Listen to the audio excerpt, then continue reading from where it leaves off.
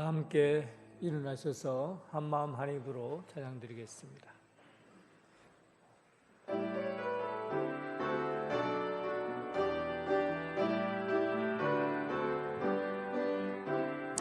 한마음 할렐루야 한입으로 할렐루야 한마음 한입으로 하나님께 영광을. 오직 여호와는 그 성전에 계시니 온 땅은 그 앞에서 잠잠할지니라 하시니라. 하나님은 영이시니 예배하는 자가 영과 진리로 예배할지니라. 아멘.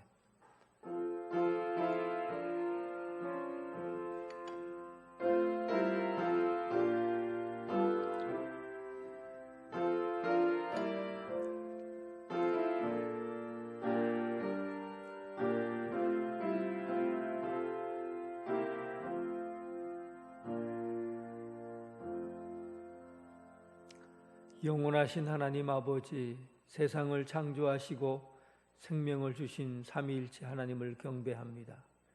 만왕의 왕 되신 주님, 이곳에 오셔서 우리가 드리는 예배를 흠량하시고 영광받아 주옵소서. 오늘도 은혜를 사모하는 모든 성도들에게 진리의 말씀을 들려주시고 긴 터널 같은 두려움과 불안에서 벗어나 참 자유와 기쁨을 누리게 하옵소서.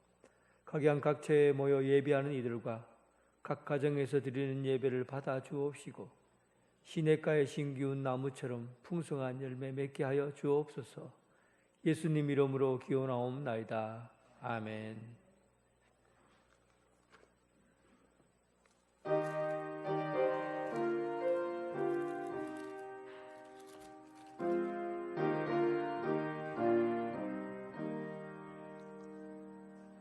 하늘이 푸르고 드높이 맑은 날 찬란한 아침이 열리며 밝았네. 주 앞에 나아가 그 이름 부르며 지은 죄 많아도 용서해 주시리. 주 말씀 들으며 가슴을 여는 날 기쁨의 파도가 밀려와 닿았네. 피곤한 몸과 마음 평안히 쉬는 날 성전에 나와서 주 찬양하리라. 걱정과 근심이 없어진 좋은 날 새로운 희망이 솟구쳐 오르네. 생명의 양식을 땅에서 맛보며 하늘의 은총을 넘치게 주시리. 사도신경으로 신앙 고백 드리겠습니다. 나는 전능하신 아버지 하나님 천지의 창조주를 믿습니다. 나는 그의 유일하신 아들 우리 주 예수 그리스도를 믿습니다. 그는 성령으로 잉태되어 동정녀 마리아에게서 나시고 본디오 빌라도에게 고난을 받아 십자가에 못 박혀 죽으시고 장사된 지 사흘 만에 죽은 자 가운데서 다시 살아나셨으며 하늘에 오르시어 전능하신 아버지 하나님 우편에 앉아 계시다가 거기로부터 살아있는 자와 죽은 자를 심판하러 오십니다. 나는 성령을 믿으며 거룩한 공교회와 성도의 교제와 죄를 용서받는 것과 몸의 부활과 영생을 믿습니다. 아멘. 교동문 134번입니다.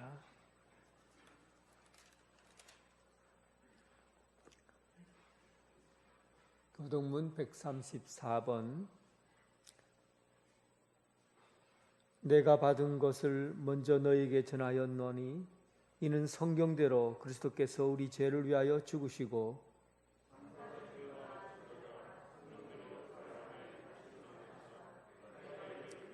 후에 12 제자에게와 그 후에 500여 형제들에게 일시에 보이셨나니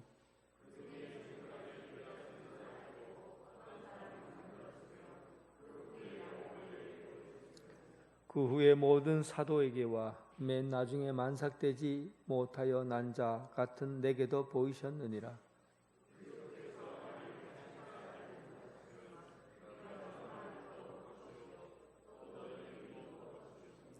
만일 그리스도 안에서 우리가 바라는 것이 다만 이 세상 삶뿐이면 모든 사람 가운데 우리가 더욱 불쌍한 자니라.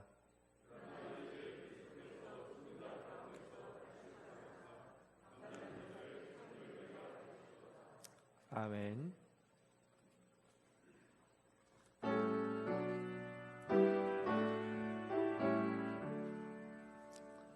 내 주님은 살아계셔 날 지켜주시니 그 큰 사랑 인하여서 나 자유 얻었네.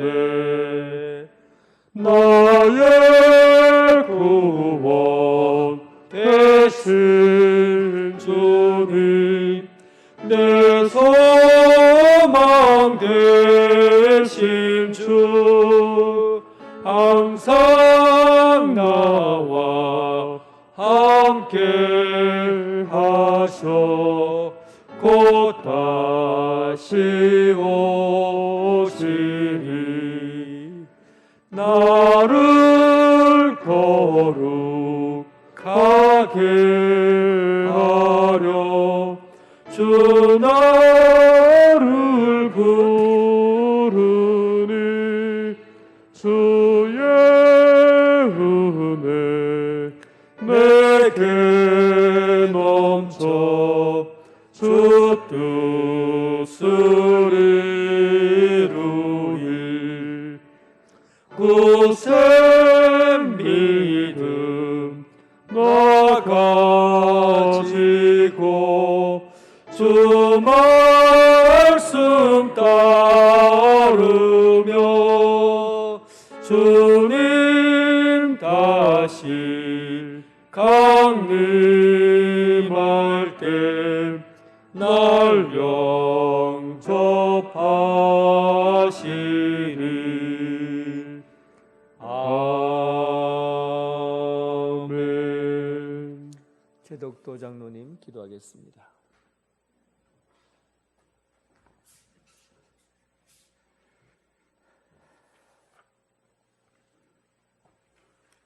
온 세상 우주 만물을 주관하시는 하나님 아버지, 거룩한 주일 한마음 한뜻으로 주님의 은혜를 사모하며 기쁨과 감격으로 예배드려오니 흠양하여 주옵소서. 생명의 기운을 느끼게 하는 봄의 계절, 메마른 대지의 때를 따라 이른비를 내리시고 따사로운 햇빛으로 생명의 기운을 주셔서 산과 들이 푸르른 잎과 만개한 꽃들로 온 세상을 아름답게 변화시켜 주신 주님, 은혜의 진심으로 감사를 드립니다. 우리의 삶 가운데 임재하시어 악하고 어두운 세속은 떠나가고 온전하신 주님께서 내리시는 은혜의 단비와 따스한 손길 아래 영이 새롭게 거듭나 주님의 능력과 주님이 주시는 참 기쁨을 체험하며 살아가도록 인도하여 주시옵소서. 전능하신 주님, 코로나 바이러스는 좀처럼 종식되지 않고 있어 사랑하는 성도님들과 밀접한 교제를 하지 못하고 교회 생활과 일상생활에 제약을 받으며 서로 조심하며 생활하고 있습니다. 주님의 역사하심으로 코로나 바이러스의 높은 벽이 허물어지고 주님의 영광이 온 세상에 나타나 세상을 살리는 은혜를 내려 주옵소서. 긍휼이 많으신 주님, 지약으로 가득 찬 우리들 주님의 십자가의 보혈의 은혜를 의지하여 용서를 구합니다. 우리를 긍휼히 여기사 한없는 용서와 사랑으로 모든 죄를 용서하여 주시고 십자가의 보혈로 정결하게 씻어주셔서 참된 성도로 변화시켜 주옵소서. 사랑하는 우리 언양제일계 성도님들, 주님의 지체로 서로 연합하여 기쁜 일이나 슬픈 일을 함께 나누게 하시며 사랑으로 하나 되는 교회, 주님의 부활의 능력이 빛나는 교회, 어두운 세상의 소금과 빛으로 진리의 등대가 되게 하시고 복음의 능력으로 구원의 방주의 사명을 잘 감당하는 주님의 몸된 교회로 든든히 세워져 가며 믿음의 지체들이 협력하여 함께 지어져가는 교회 되게 하여 주시옵소서. 사랑하는 성도님들 가정에 주님이 늘 함께 임재하셔서 힘들고 어려운 일 없게 하시고 오직 사랑의 물결이 강물처럼 흐르는 따뜻하고 쉼이 있는 아름답고 건강한 가정, 믿음의 먹는 가정으로 회복시켜 주시옵소서. 이 나라 이 민족을 지금까지 사랑하시고 인도하셔서 하나님을 자유롭게 믿을 수 있도록 하시고 믿음을 통해 축복받던 민족으로 세워주시니 감사드립니다. 그러나 위정자들, 나라와 국민을 위한 올바른 정치보다는 당리당략과 사리사욕에 눈이 멀어 공정과 정의가 무너진 가운데 있습니다. 하나님을 두려워하는 믿음의 정치인들을 통하여 공정과 정의가 실현되는 나라가 되도록 인도하여 주시옵소서. 우리 교회 연로하신 분, 연약하신 분, 주님께서 늘 함께하사 건강으로 지켜주시고 특히 질병으로 고생하시는 성도님들, 주님의 치료의 손길로 온전하게 치유하여 주시옵소서. 단위에 세워주신 사랑하는 목사님 영육간에 강건하게 하시고 말씀을 통해 성령님의 인도하심으로 우리의 마음의 문을 열리게 하시고 새롭게 회복되는 시간 말씀으로 변화받고 마음에 새겨 이 어려운 시기를 지혜롭게 잘 이겨나가도록 은혜를 베풀어 주시옵소서. 정성을 다하여 준비한 찬양, 주님께 올려드릴 때 가장 아름다운 찬양으로 하나님께 영광되게 하시고 어두운 우리의 마음을 밝혀주는 찬양, 절망 가운데 희망을 주는 찬양, 은혜가 풍성한 찬양으로 아버지 하나님 함께하여 주시기를 원합니다. 예배를 위해 섬기는 모든 분들 주님의 은혜와 아버지 하나님의 축복이 함께하여 주시기를 원하며 길이요 진리요 생명이 되시는 예수님의 이름으로 기도하였사옵나이다. 아멘.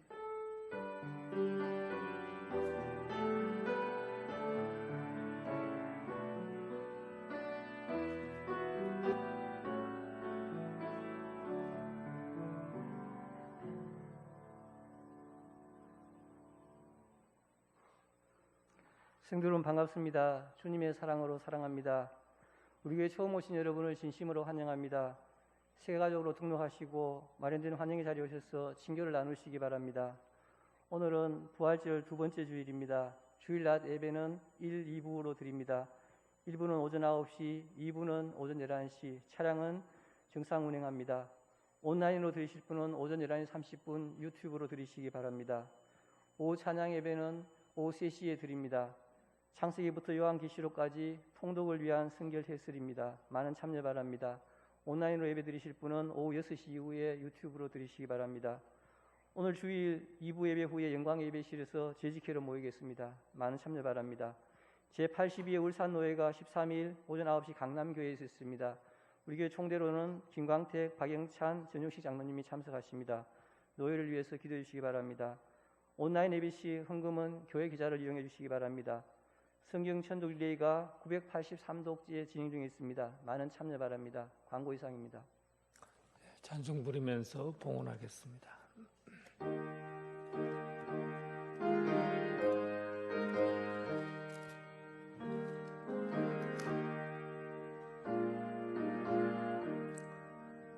내가 받은 모든 것은 하나님의 선물이니 마음 가득하여서 겸손하게 드립니다. 주님 기뻐 받으시니 바치는 나 즐겁도다. 복의 근원 하나님께 영원토록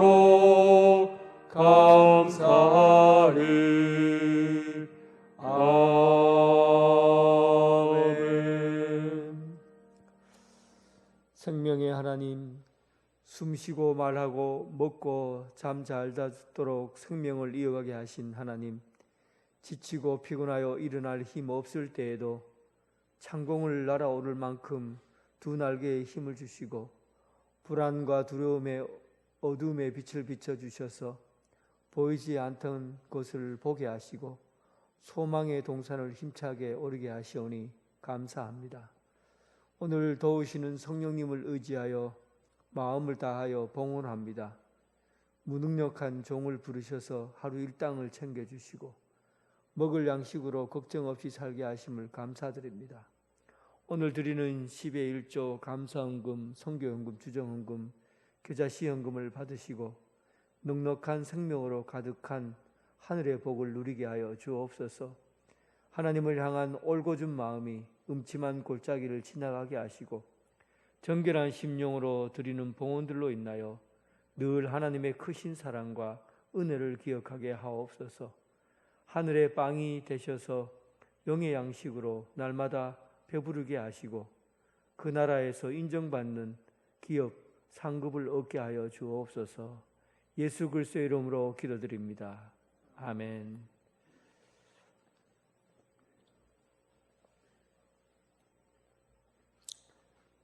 하나님께서 우리에게 주신 말씀은 요한복음 20장 19절부터 23절까지 말씀입니다. 요한복음 20장 19절부터 23절. 하나님의 말씀을 봉독해 올리겠습니다. 이날 곧 안식 후 첫날 저녁 때 제자들이 유대인을 두려워하여 모인 곳에 문을 닫았더니 예수께서 오사 가운데 서서 이르시되 너희에게 평강이 있을지어다 이 말씀을 하시고 손과 옆구리를 보이시니 제자들이 주를 보고 기뻐하더라. 예수께서 이르시되 너희에게 평강이 있을지어다 아버지께서 나를 보내신 것 같이 나도 너희를 보내노라 이 말씀을 하시고 그들을 향하사 숨을 내쉬며 이르시되 성령을 받으라. 누구든지 너희가 누구의 죄든지 사하면 사하여질 것이요 누구의 죄든지 그대로 두면 그대로 있으리라 하니라.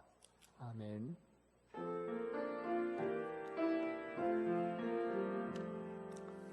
아버지 한 말씀 내가 살겠네 내가 살겠네.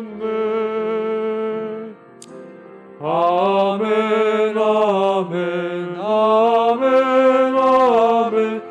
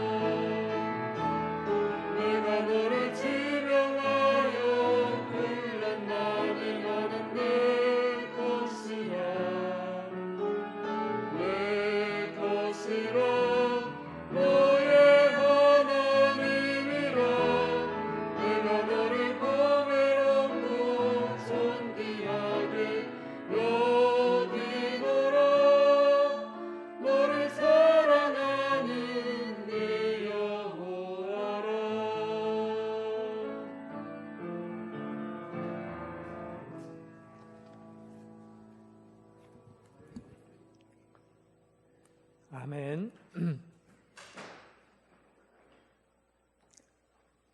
주님의 평강이 여러분들과 함께 하길 바랍니다.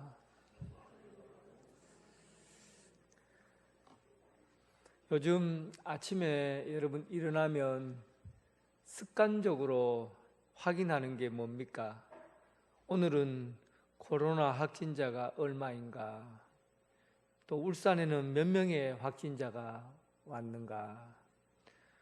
얼마 전에 울주군에 확진자가 나왔다고 하는데 어디서 나왔는가? 그리고는 참으로 민감하게 그 숫자를 계산하고 또 동선을 생각하고 그럽니다. 왜 그럽니까?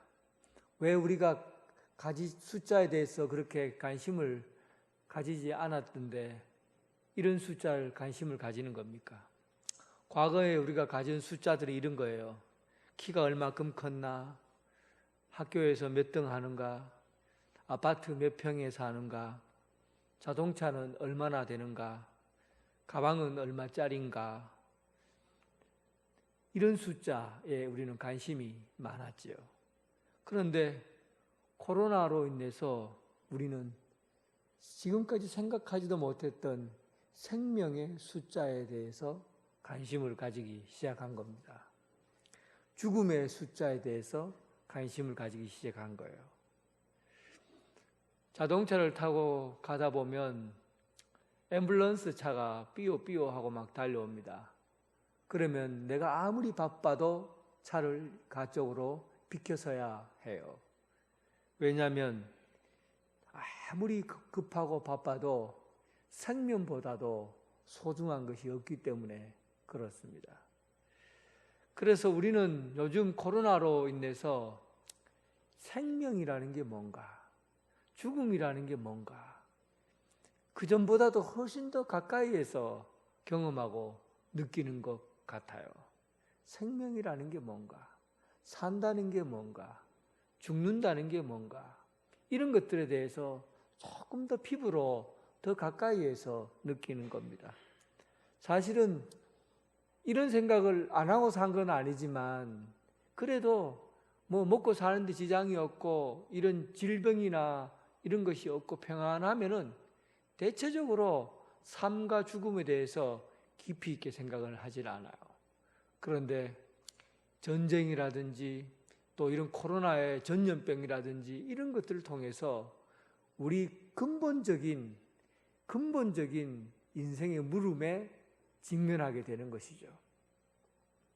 오늘 본문 말씀을 통해서 우리가 경험하는 이 코로나의 이 상황을 통해 참으로 우리가 잃어버리고 살았던 근본적인 질문, 여기에 대한 해답을 오늘 찾고자 합니다.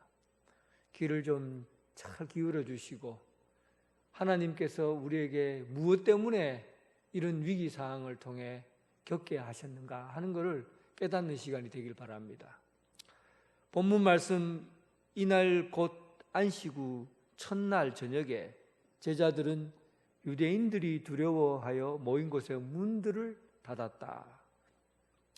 제자들이 모여 있는데 문들을 꼭 잠그고 닫았다고 합니다.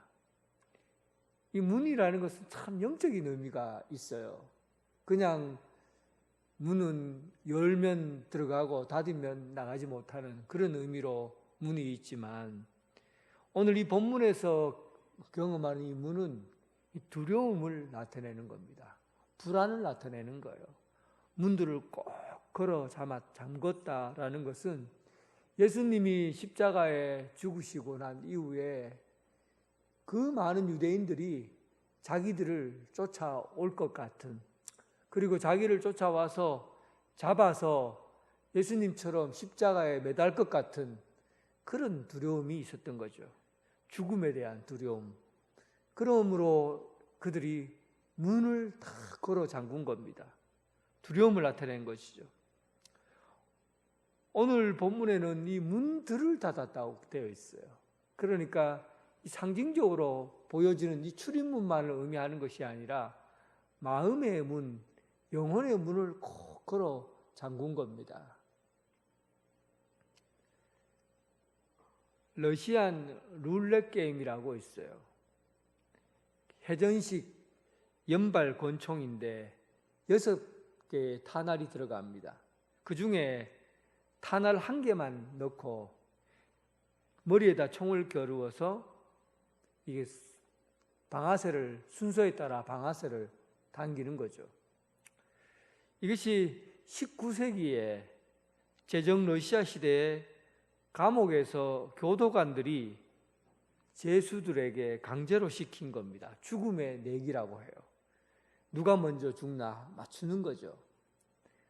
게임으로 시작한 겁니다.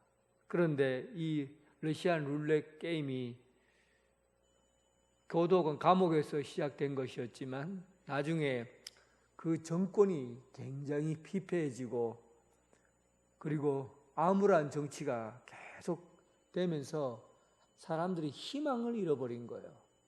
살 가치를 잃어버린 거예요. 왜 살아가야 되는지 삶의 의미를 잃어버리고 시대적인 절망이 그 나라에 가득하게 된 겁니다. 그때 귀족들과 군의 높은 사람들이 이 권총을 가져와서 이 룰렛 게임에 빠졌다는 거예요.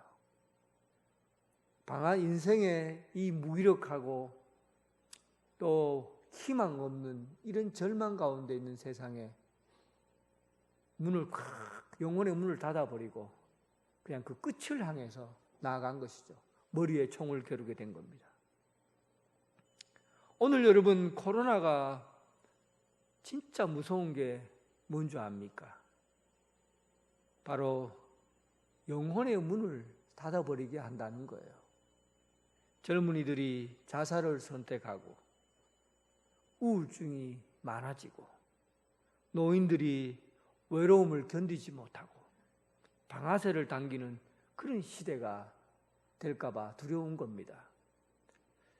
코로나로 인해서 죽음 자체가 두려운 것이지만 이 영적인 영혼의 이 문제에 대해서 문을 딱 닫아버리고 꼼짝달싹하지 못하고 숨어버리는 것이죠. 이것이 이 시대의 가장 큰 두려움이고 무서움입니다. 오늘 우리가 겪게 되는 이 현장에서 우리는 영혼의 문을 생각해야 됩니다. 코로나로 인해서 주어지는 이 절망을 보는 것이 아니라 이 시대에 주님께서 무엇을 우리에게 원하시는지, 어떤 삶을 살길 원하시는지 주님께서 오셔야만이 답을 찾을 수 있는 것이죠. 오늘 문이 꽉 닫혀 있는 이곳에 문을 열고 들어오시는 것이 아니라 문을 통과해서 들어오시는 주님이 여기 계십니다. 우리는 문을 꼭 닫지만은 부활하신 예수님께서는 그의 문을 통과하셔서 그리고 두려움에 갇혀 있는 제자들을 만나시고 그리고는 그들에게 말씀하십니다. 너희에게 평강이 있을지어다. 문을 닫고 절망에 빠져 있을 때 주님께서 문을 통과해서 들어오시고 그리고는 너희에게 평강이 있을지어다 라고 말씀하십니다. 오늘 이 본문은 요한복음 16장 16절에 이미 예고가 된 말씀입니다. 요한복음 16장 16절에 어떻게 되어 있냐면 조금만 있으면 너희가 나를 보지 못하겠고 또 조금 있으면 나를 보리라 이렇게 되어 있어요. 예수님께서 십자가에 달려 죽기 직전에 제자들에게 하신 말씀입니다. 조금 있으면 너희가 나를 보지 못하겠고, 이 말은 십자가에 예수님께서 못 박혀 죽으신다는 얘기겠죠. 그리고 조금 있으면 나를 보리라. 부활하셔서 내가 너희들에게 나타날 것이다. 이 얘기입니다. 그런데 여기서 사용된 단어가 보다라는 단어가 2번 사용돼요. 앞부분에서 십자가에 달리시기 전에 너희가 나를 보지 못하겠고 라는 이 보다라는 말과 그리고 조금 있으면 나를 보리라는 이 보다라는 이 두 단어가 똑같이 한글에는 보다라고 사용되지만 이 헬라어 원문으로 보면 다르게 사용되고 있어요. 앞부분에서 보다는 테오레오라는 말을 쓰는데, 이 테오레오라는 말은 영화를 관람하다, 또한 연극을 보다, 또한 그냥 일반적으로 그냥 사람 형태를 바라보다, 아무 생각 없이 보다라는 뜻을 갖고 있고, 뒷부분에 사용된 보다는 호라오라는 단어를 써요. 이 호라오라는 단어는 꿰뚫어 보다, 그 속에 있는 것들까지도 그 본질을 보면서 알아채다라는 의미를 갖고 있습니다. 그래서 예수님께서 그 전에는 나를 보겠고라는 것은, 그 전에 너희들이 나를 봐도 내가 누군지 잘 모르겠지만 그 후에 내가 너희에게 나타날 때는 보다, 호라오, 나를 꿰뚫어 보게 될 것이다, 이런 의미입니다. 몇 달 전에 저희 교회에 건축에 대한 이야기가 나와서 건축하시는, 설계하시는 분을 만났습니다. 만나서 우리 교회 건물을 한번 저희가 봐달라고 요청을 했어요. 그래서 1층부터 2층 저 옥상까지 올라가서 건물을 이렇게 훑어보시더라고요. 그리고는 저에게 그래요. 목사님, 저기 보이는 저 클렉, 금 같는 거 보이십니까? 그래요. 그래서 예, 봅니다. 저거는 그냥 금이 아닙니다. 속에서 문제가 있기 때문에 겉으로 드러난 금입니다. 저는 아무리 봐도 속에서 이상이 있다는 게 눈에 보이지 않아요. 금이 있다는 것도 못 봤어요. 그런데 여러분, 전문가는 딱 보자마자 그 속에 있는 내용까지도 볼 수 있다는 거예요. 그래서 보다라는 것이 이런 내용이에요. 나는 아무리 봐도 몰라요. 겉으로는 멀쩡한 것 같은데 그 속을 못 보는 거예요. 그런데 전문가가 딱 보면 겉으로 보는 것과 그 속에 담겨 있는 내용을 보더라니까요. 오늘 이 보다라는 의미는 바로 그 두 번째 이야기입니다. 예수님께서 제자들을 처음 만났을 때 제자들에게 물었어요. 너희는 나를 누구라 하느냐? 어떤 사람은 예언자라, 어떤 사람은 랍비다, 베드로는 살아계신 하나님의 아들이다, 이렇게 얘기를 했어요. 그때 예수님께서 베드로를 칭찬하셨지요. 그러니까 예수님과 늘 가까이 있어도 예수님이 누군지 모르니까 예수님이 질문한 거 아니에요. 그러니까 이 얘기 저 얘기 막 하는 겁니다. 예수님과 가까이 있어도 너희들이 나를 본 것 같지만은 잘 모른다는 거예요. 그런데 나중에 부활하신 몸으로 나타나시면 말을 하지 않아도, 내가 누구다 말하지 않아도 예수님을 보는 순간 예수님은 하나님의 아들이시고, 또 예수님 지금 부활하신 것은 지금 이 몸이 지금 십자가에 달린 몸이 아니라 부활하신 몸으로 오신 하나님의 아들이시구나라는 것을 그 즉시에 만나자마자 알게 된다는 겁니다.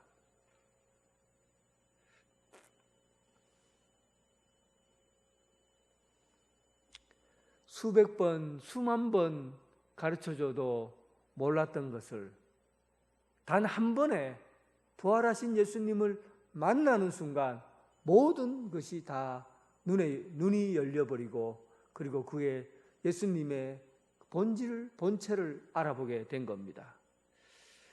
참 우리가 이 땅에서 사는 생활이 그냥 사는 것 같지만, 예수님을 구주로 믿고 예수님의 부활을 경험한 그리스도인들의 삶은 우리가 이 땅에 살면서도 그냥 사는 것 같이 사는 게 아니라는 겁니다.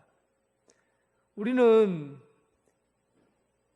이 땅에 살면서 마치 하나님 나라를 생각할 때 거울로 보는 것처럼 그렇게 보고 있지만, 실제로 예수님을 만나고 나면 하나님 나라에 대한 그 생각도 얼굴과 얼굴을 마주하는 것처럼 느끼게 된다는 것이에요. 옛날에 거울은 지금과 같은 거울이 아닙니다. 청동으로 만들어져 있어서 얼굴을 보려고 하면 얼굴이 다 찌그러져 보여요. 그래서 깨끗하게 거울이 보이잖아요.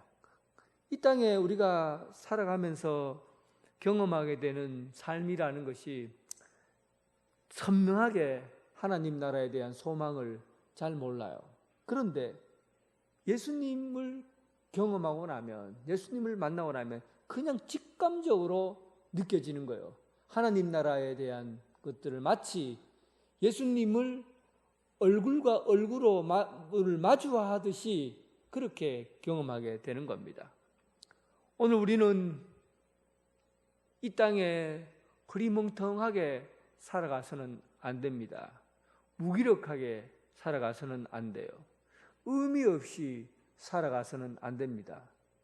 주님을 뵙는 사람들은 하나님 나라에 대한 인식이 가장 선명한 사람이에요. 생생하게 이 땅에서의 삶보다도 하늘나라 그 삶이 존재하고 있다는 것을 누구보다도 더 잘 아는 사람이 바로 예수 그리스도를 믿는 사람입니다. 오늘 부활을 경험한 제자들처럼 이 땅에서의 삶이 전부가 아니라 하나님 나라 그 생생한 삶을 이곳에서 살아가는 예수 그리스도를 믿는 부활을 경험한 그런 성도의 삶을 살아갈 수 있기를 주님의 이름으로 축원합니다. 20절 이 말씀을 하시고 손과 옆구리를 보이시니 제자들이 주를 보고 기뻐하더라. 부활하신 예수님을 만나자마자 제자들에게 느껴지는 첫 번째 감정이 뭡니까? 기쁨이에요. 그런데 이 기쁨은 지금까지 경험한 그런 기쁨과 다른 기쁨이더라는 겁니다. 지금까지 이 세상에서 경험한 기쁨과는 차원이 다른 그런 기쁨을 제자들이 경험했어요. 예수님께서 벌써 요한복음에 보면 미리 얘기를 해 놓으셨어요. 내가 진실로 너에게 말한다. 너희는 울며 애통하겠지만 세상은 기뻐할 것이다. 너희가 근심하겠지만 그러나 너희의 근심은 기쁨으로 바뀔 것이다. 해산할 때 여자가 근심에 쌓인다. 진통의 시간이 왔기 때문이다. 그러나 아이를 낳으면 사람 하나가 이 세상에 태어났다는 기쁨으로 그 고통을 잊어버린다. 예수님께서 비유를 통해 말씀하셨잖아요. 이미 우리는 근심에 가득 차고 걱정이 있지만 그러나 그 걱정과 근심이 해산할 달이 가까운 엄마가 근심에 쌓여 있다가 아이를 놓으면 모든 것이 다 잊어버려지고 생명의 기쁨을 얻게 되듯이 제자들이 예수님을 만날 때 누리는 기쁨은 지금까지 경험한 기쁨들과 다르더라는 겁니다. 예수님께서 십자가에 달려 죽으셨을 때 모든 제자들, 그 모든 사람들이 다 저주를 받았다고 생각했어요. 예수님께서의 십자가의 죽음은 저주받아 죽은 모습입니다. 그런데 그 죽으신 예수님께서 지금 살아나셔서 여기 제자들 앞에 서 있는 겁니다. 죽었던 사람이 다시 살아나 지금 여기에 서 있는 겁니다. 죽음에서 생명이 무엇인가 하는 것을 그들이 체험하게 된 것이죠. 다시 사는구나, 영원히 사는구나 하는 그 기쁨을 경험하게 된 겁니다. 생명에서 주는 기쁨, 예수님께서 죽으셨는데 다시 살아나셨다는 그 생명의 기쁨, 이것은 이 세상에서 경험하는 기쁨과는 다른 차원의 기쁨입니다. 잠깐 여러분 예배 마치시고 요 뜰 같은 데 한번 지나가 보세요. 그 뜰의 흙에 속 겨울 내내 숨어있던 그 마치 죽었던 것처럼 감춰져 있던 곳에서 조금씩 새싹이 이렇게 나오기 시작하는데 벌써부터 잎이 쏙쏙 커고 땅 위에서 올라오고 있어요. 죽었다고 생각했는데, 겨울 내내 죽었다고 생각했는데 봄이 되니까 살아서 쏙쏙 생명이 올라옵니다. 이 봄날에만 경험하는 이 생명의 기쁨이에요.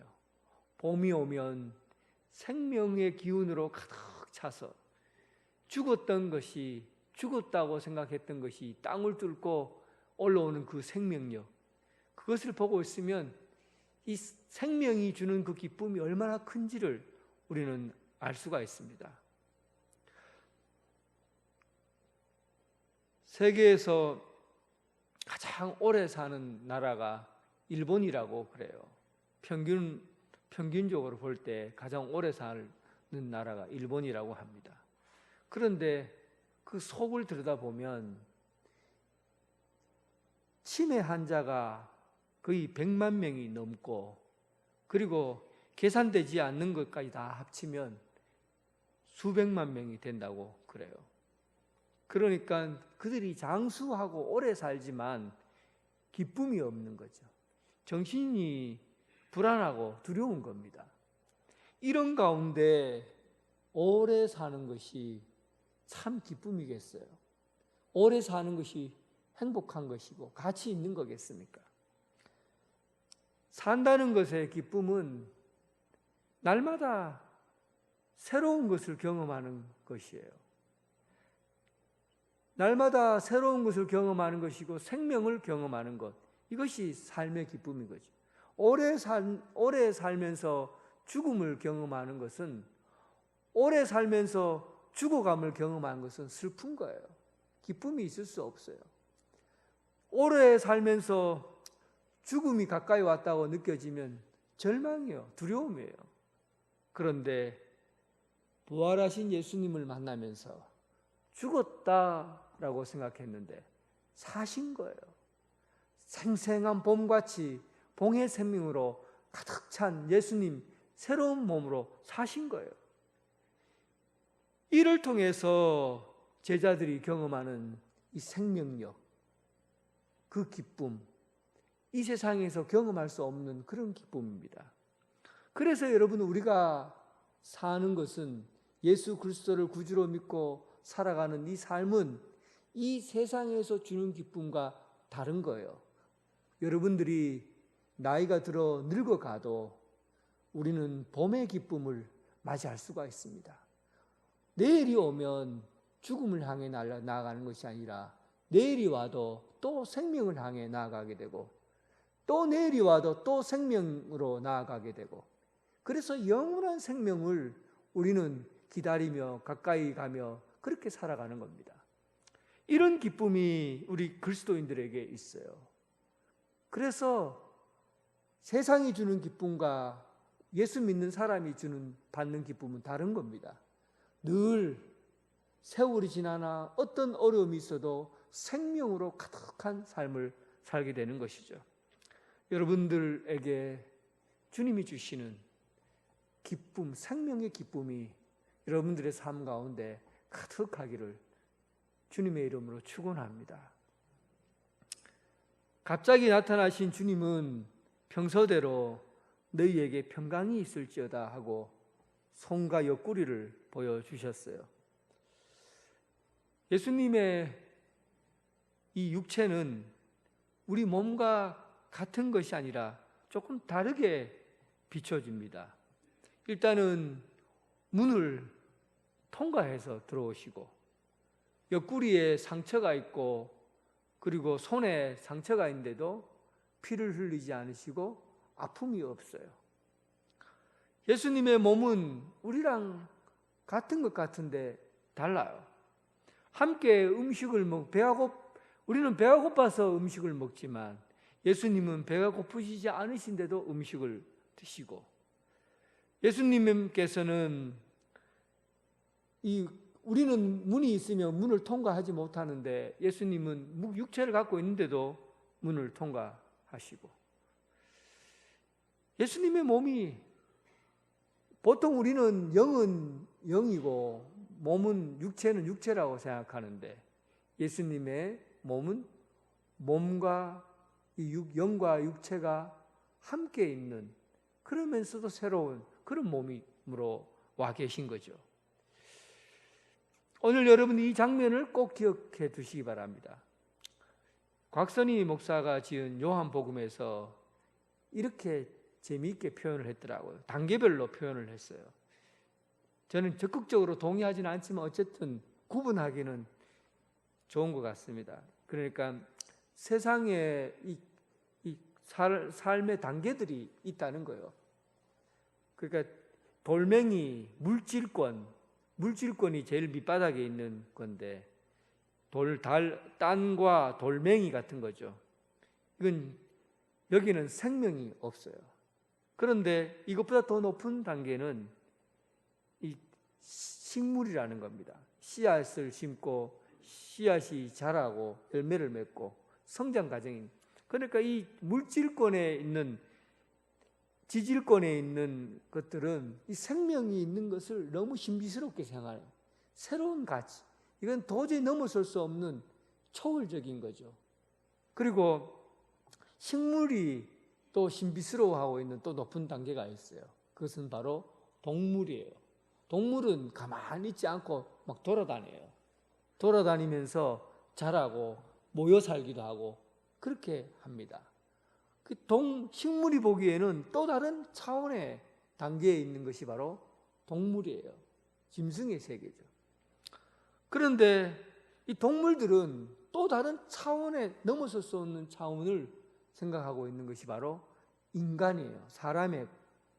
사람은 감정을 느끼고 또 이성적으로 판단하고 생각하고 정신적으로 뭔가를 이런 단계에 있는 동물들이 생각할 수 없는 또 다른 차원의 세계인 거죠. 신비스러운 세계죠. 그런데 여러분, 사람도 또 다른 단계의 차원이 있다는 겁니다. 그것이 바로 예수 그리스도께서 우리에게 보여주신 몸이라는 겁니다. 그리스도권이라고 그래요.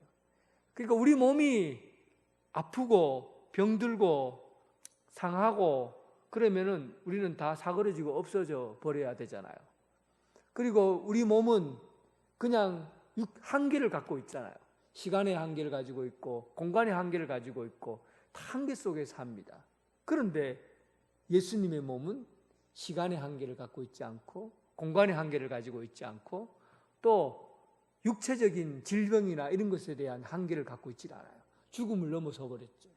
이런 몸을 가지고 있는 것이 바로 그리스도권이라는 겁니다. 그런데 오늘 우리는 이 신비스러운 예수님의 몸을 통해서 무엇을 경험하게 됩니까? 우리가 이런 몸으로 변화된다는 사실이에요. 이런 몸으로 변화될 수 있는 사람이 있고 그렇지 않는 사람이 있다는 겁니다.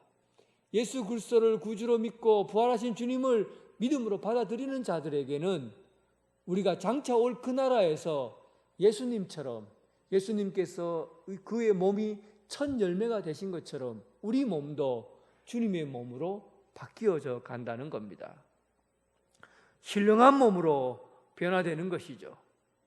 그러니 여러분, 우리가 이 땅에 살아가면서 주님께서 우리에게 너희에게 평강을 주시고 너희에게 평강이 있을지어다 하고 하신 말씀이 뭡니까? 내가 세상을 이기었노라. 이제 주님께서 죽음을 이기시고 죄로 인해서 육체에 매여 살아가야 되는 그러한 인간적인 몸에서 완전히 벗어나서 참 자유스러운 몸으로 참된 하나님과 화목한 몸으로 바뀌어진 그런 몸이 되었다는 겁니다. 오늘 여러분, 우리는 이 세상에서 무엇을 두려워하며 삽니까? 예수 그리스도, 부활하신 예수 그리스도를 우리가 경험하고 예수님처럼 우리가 다시 부활의 몸으로 다시 살아날 것을 믿는다면 어떤 절망과 어떤 두려움이 여러분들을 침몰시키려 하겠습니까? 꽉 닫혀진 어두운 문을 꼭꼭 걸어 잠그고 사는 인생이 아니라 부활하신 예수님을 통해서 우리도 장차 올 그 나라에서 예수님처럼 다시 부활할 것이며 다시 살아날 것이며 그리고 주님의 몸으로 다시 살아갈 것이라는 소망을 가질 수밖에 없습니다. 이 소망 가운데 모든 절망과 두려움에서 승리하는 삶이 되길 주님의 이름으로 축원합니다. 이 말씀을 마치시고 그들을 향해 숨을 내쉬며 이르시되 성령을 받으라 말씀하셨습니다. 주님께서 부활하셔서 그들에게 몸을 보이셨어요. 그리고 끝난 게 아니에요. 주님께서 그 이후에 모든 사람들에게 주님의 부활을 증거하고 주님의 부활한 몸으로 살아갈 수 있도록 또 다른 장치를 해 두셨어요. 그게 뭡니까? 성령을 우리에게 주신 거예요. 성령을 주심으로 말미암아 내가 너희들을 고아처럼 버려두지 않고 영원히 너희들과 함께 하시겠다고 말씀하신 겁니다. 그러니까 이 세상에서 참된 평화는 성령이 우리에게 임하심으로 오는 평화입니다. 그러니까 참된 평화는 관계에 의해서 이루어지는 거예요. 젖먹이 어린아이에게 가장 필요한 게 뭐겠어요? 젖먹이 어린아이에게 돈이 필요합니까? 젖먹이 어린아이에게 값비싼 옷이 필요하겠고, 젖먹이 어린아이에게 가장 필요한 게 뭐겠어요? 엄마입니다. 엄마만 함께 있으면 그가 어디에 있든지 아이들은 평화를 누려요. 엄마만 있으면 초가집처럼 다 무너져가는 가난한 집에서 태어나도 아이는 엄마만 있으면 쌩글쌩글 웃고 기뻐합니다. 참된 평화는 관계에서 오는 거예요. 예수님께서 너에게 평화를 주시겠다고 말씀하시고 그리고 성령을 불어넣어 주셨습니다. 우리에게 있어서 부활의 기쁨과 그 감격으로 살아갈 수 있도록 이 세상에서 두려움과 불안에서 벗어나고 살아갈 수 있도록 주님께서 우리에게 주신 것이 성령님이십니다. 성령님과 함께 교제하고 성령님과 함께하는 그런 생활을 통해서 우리에게 이 세상에서 코로나로 인해서 모든 사람이 불안하고 절망의 문으로 꽝꽝 문을 잠그더라도 우리에게는 예수 그리스도께서 주신 그 참된 평화가 우리의 삶을 지배하고 성령님으로 말미암아 세상을 이길 힘을 얻고 또 넘어지거나 지쳐 쓰러질 때도 보혜사 성령님께서 우리와 함께 동행하심으로 말미암아 부활하신 삶의 증인으로 살아갈 수 있도록 길을 열어주시고 그 길이 되어주십니다. 오늘 성령님이 여러분의 삶을 지배하시고 또한 여러분들의 삶을 인도해 가시고 그러므로 참된 평화가 여러분들의 삶 가운데 있기를 주님의 이름으로 축원합니다. 하나님 아버지, 오늘 우리가 살아가고 있는 이 절망의 시대, 모든 사람이 문을 걸어 잠그고 우울하고 슬픔 가운데 두려움 가운데 살아가고 있는 시대입니다. 이럴 때 우리 영혼의 문이 꽉꽉 닫혀서 더 이상 희망 없이 살아가고 있는 그런 삶이 우리가 주어진 이 세상이지만 예수님께서 부활하셔서 우리 영혼의 문을 부시고 영혼을 통과하여 들어오시고 우리에게 있는 그 어두운 불안, 슬픔을 다 없애시고 참된 기쁨과 참된 평안을 허락해 주심을 감사합니다. 이제 우리가 성령님으로 말미암아 또한 절망 가운데 살아가고 있는 이들에게 새로운 희망을 주고 소망을 주고 다시금 승리케 하는 그런 삶의 기회를 줄 수 있도록 복음을 전하는 이 사역을 감당하게 하여 주옵소서.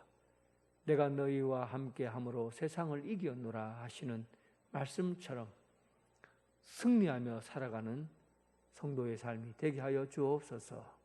예수님 이름으로 기도드립니다. 아멘. 다 함께 일어나셔서 주님께 찬양 드리겠습니다.